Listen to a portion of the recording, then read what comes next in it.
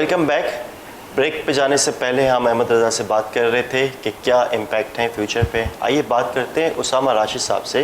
उसामा साहब ये बताइए, वर्ल्ड इकोनॉमिक फोरम की रिपोर्ट आपने देखी होगी जिसमें वो बता रहे हैं कि देयर आर सर्टेन जॉब्स जो कि डिक्लाइनिंग पे हैं, जैसे डेटा एंट्री, बुक कीपिंग और बहुत सारी ऐसी जॉब्स हैं जो कि over the period of time बढ़ रही है। नेट अगर हम देखते हैं तो जो बुक कीपिंग की या जो एक ऐसी जो फील्ड है जिसमें जो चीज़ें ऑटोमेट हो सकती हैं, मैं यूँ कहूँगा, वो सारी कम होती जा रही हैं, उसका डेल्टा कम है। और जबकि जॉब्स जो बढ़ रही हैं जिन फील्ड में, वो एक्चुअली जॉब में इजाफा ज़्यादा हो रहा है। हाउ डू यू सी कि हमारी कितनी तैयारी है? ये तो ग्लोबल फिनोमेना है, how do you Pakistan into it? अच्छा, मैं स्टार्ट इस तरह से करूँगा। जो हमारे यहाँ बड़ी एक मशहूर टर्म चल रही है, मतलब बात हो रही है कि हर जगह डिस्कशंस हो रही हैं कि अकाउंटिंग और बुक कीपिंग ख़त्म होने जा रही है, अकाउंटिंग प्रोफेशन जो है वो अंडर सीवियर थ्रेट है। मैं जो मशहूर टर्म इस्तेमाल करना चाहूँगा कि घबराना नहीं है।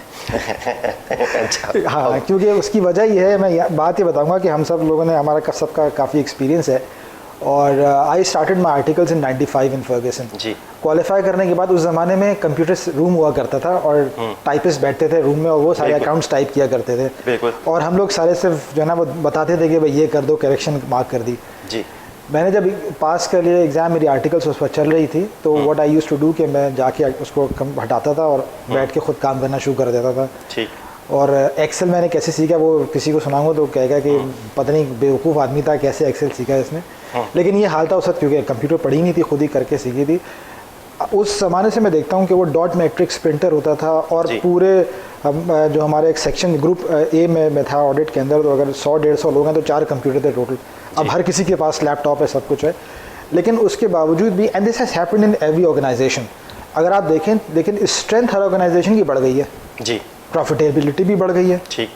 तो वो this exactly resonates with what world economic forum is saying कि ठीक है, दे विल बी रीस्किलिंग और शिफ्ट आएगा, लेकिन जॉब्स ख़त्म नहीं हो रही हैं, बिजनेस बढ़ ही रहा है, रिक्वायरमेंट बढ़ रही है।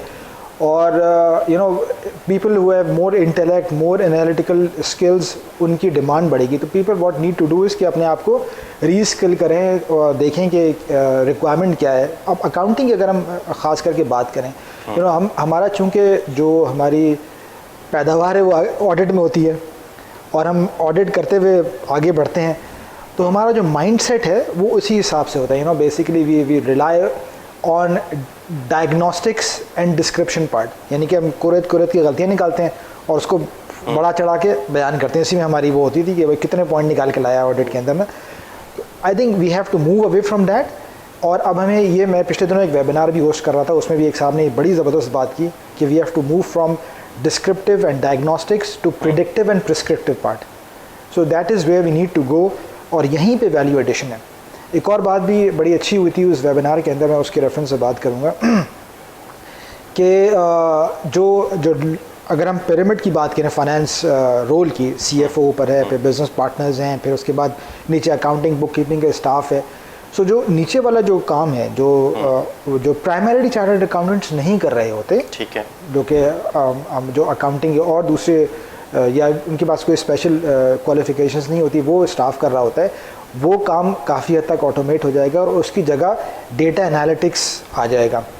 अच्छा, अब ज़रूरत इस बात की है कि फिर फाइनेंस के लोग जो हैं, चाहे वो किसी भी क्वालिफिकेशन के हों, वो अब डेटा एनालिटिक्स को अडॉप्ट करें, बजाय इसके कि कोई और आए वो डेटा एनालिटिक्स करके और फाइनेंस को अपने साथ इंटीग्रेट करे। I think finance should do this.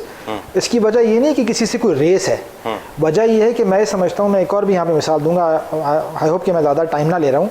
एक मिसाल और ये दूंगा कि थोड़ा सा स्पेसिफिक नहीं होंगे ताकि नाम ना पता चले ऑर्गेनाइजेशन का, कि I was heading a business और वहाँ पे हमारे यहाँ अवार्ड्स होते थे कि किसने कितना कैश जनरेट किया, and our business won that award 3 consecutive quarters.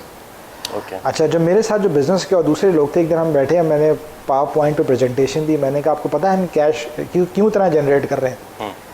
मैंने कहा इसलिए कि हमारे बिज़नेस में ग्रोथ ही नहीं आ रही है, इसलिए हम कैश इतना जनरेट कर रहे हैं और हम जो है ना वो अवार्ड जो अवार्ड देने वाला है वो भी नहीं देख रहा, वो देख रहा है कि बस कैश आए जा रहा है तो अवार्ड दिए जाओ। लेकिन बात ये, I think finance people can interpret those in a much better way. अब एक डेटा एनालिटिक्स वाला बंदा, उसके जब ये पता नहीं हुआ ना नंबर्स कैसे बनते हैं, तो वो उसकी डेटा एनालिसिस उस तरह से नहीं कर सकता।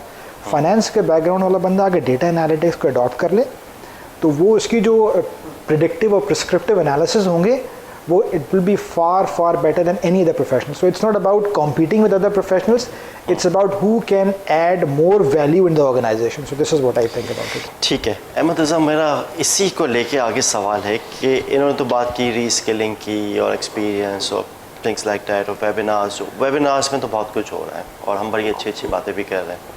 But how do you see कि जो बिल्कुल ग्राउस रूट लेवल है, क्योंकि आप बिल्कुल बेसिक से पढ़ाते हैं, जो एक बच्चा जो CA स्टार्ट करता है वो आपके इंस्टीट्यूट में जब आता है तो बिल्कुल बेसिक से आप उसकी स्टार्ट करते हैं.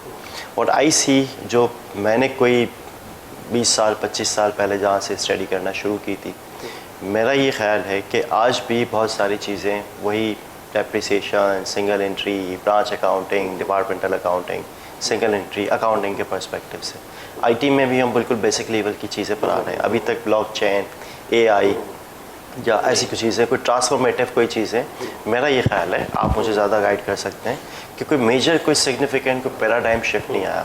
जो हम पहले चीज़ें पढ़ते थे, आज अगर चीज़ें आ गई तो IFRS अपडेट हो गए, कंपनी लॉ जो है उसमें चेंजेस आ गई, टैक्स की चीज़ों में चेंज आ गई. So how do you see कि क्या जिस तरह पैराडाइम शिफ्ट हमें नज़र आ रहा है इंडस्ट्री में, बिज़नेस में, क्या हम एकेडमिकली एजुकेशन के हिसाब से हमारी क्या तैयारी है, आपको क्या लगता है? देखिए, सबसे पहले तो बिल्कुल आपने सर बात सही कही कि आज भी हम जो है वो अनफॉर्चुनेटली डेप्रिसिएशन ही पढ़ रहे हैं. डेप्रिसिएशन तो खैर हमें पता होना चाहिए, एक आइडिया होना चाहिए, लेकिन बड़ी अभी पिछले कोई 2-2.5 साल में अगर आप मतलब देखें, सिलेबस देखें चार्टर्ड अकाउंटेंसी का, तो उसमें ग्रेजुअल चेंजेस आ रही हैं, लेकिन जो पेस होनी चाहिए वो अभी भी नहीं है. ग्रेजुअल चेंजेस उसमें ये आ रही हैं कि जो शुक्ला एंड गुप्ता ज़माने की चीज़ें होती थी वो अल्लाह का शुक्र है आहिस्ता आहिस्ता ख़त्म होती जा रही हैं. लेकिन स्टिल अभी भी हमारा जो पूरा फ्रेमवर्क बना हुआ है वो बेसिकली इस माइंडसेट से बना हुआ है कि बंदे ने ऑडिट करना है और ऑडिटर बनना है. बंदे को अभी भी, स्टूडेंट को जो है वो उन स्किल्स के को अडॉप्ट नहीं करवाया जा रहा, या उन स्किल्स को पॉलिश नहीं करवाया जा रहा, या उन स्किल्स को उसके अंदर जो है वो एम्बेड नहीं किया जा रहा जो आगे आने वाले दौर की ज़रूरत है.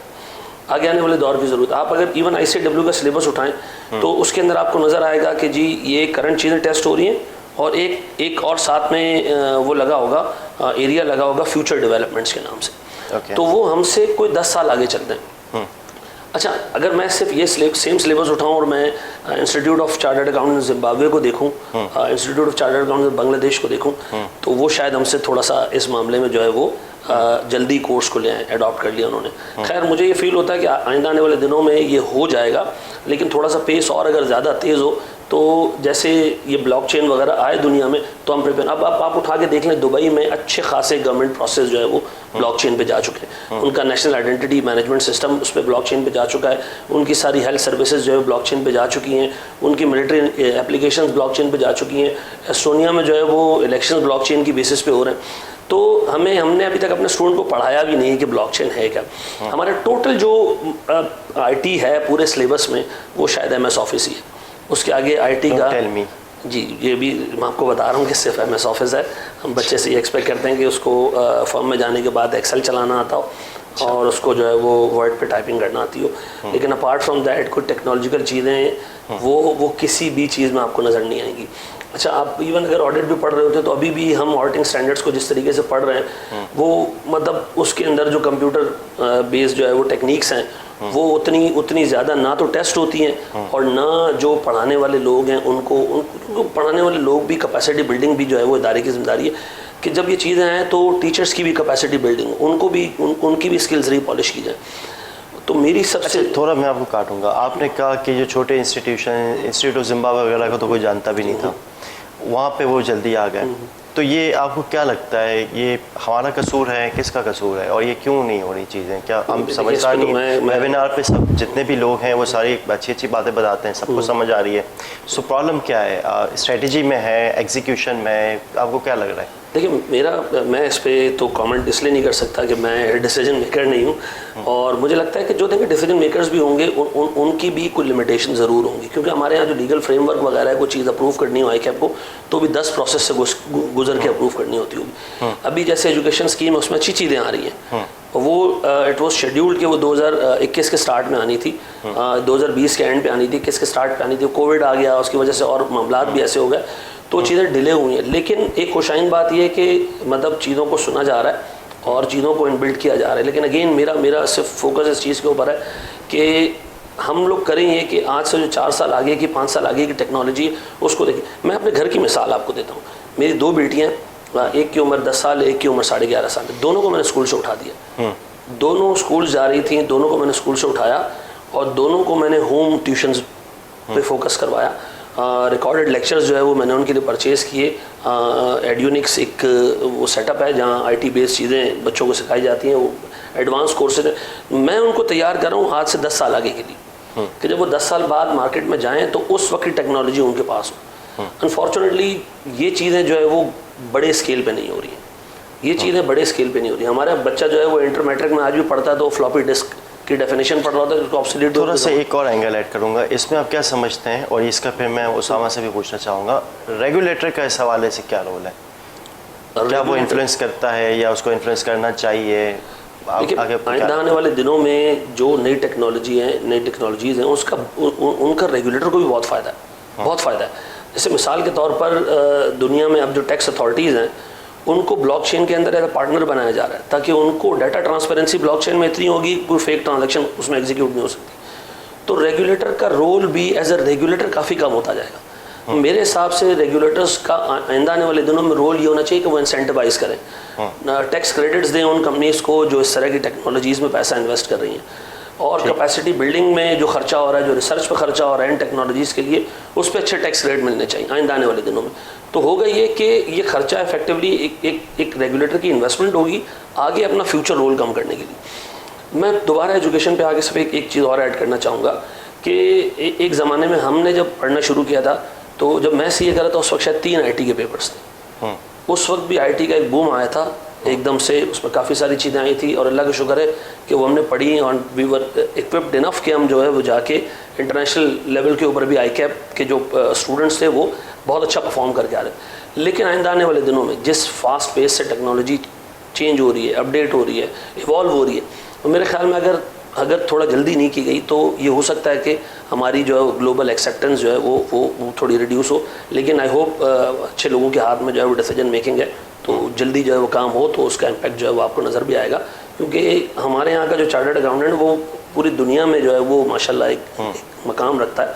तो वो मकाम इसीलिए रखता है कि उसको चीज़ें भी पता है, उसको कंप्लायंस की रिक्वायरमेंट्स का भी आइडिया है, उसको टेक्नोलॉजी भी अभी तक जितनी चीज़ें चल रही हैं उसमें इक्विप्ड है। लेकिन आगे आने वाले दिनों में वो कैसा रिस्पॉन्ड करेगा इसके लिए हमें आज से जो है वो काम करना पड़ेगा। स्टूडेंट्स में भी कैपेसिटी बिल्ड करनी है और जो पढ़ाने वाले लोग हैं उनमें भी कैपेसिटी बिल्ड करनी है, और ख़ुद भी इंस्टीट्यूट को चाहिए कि वो टेक्नोलॉजी को फोकस करे।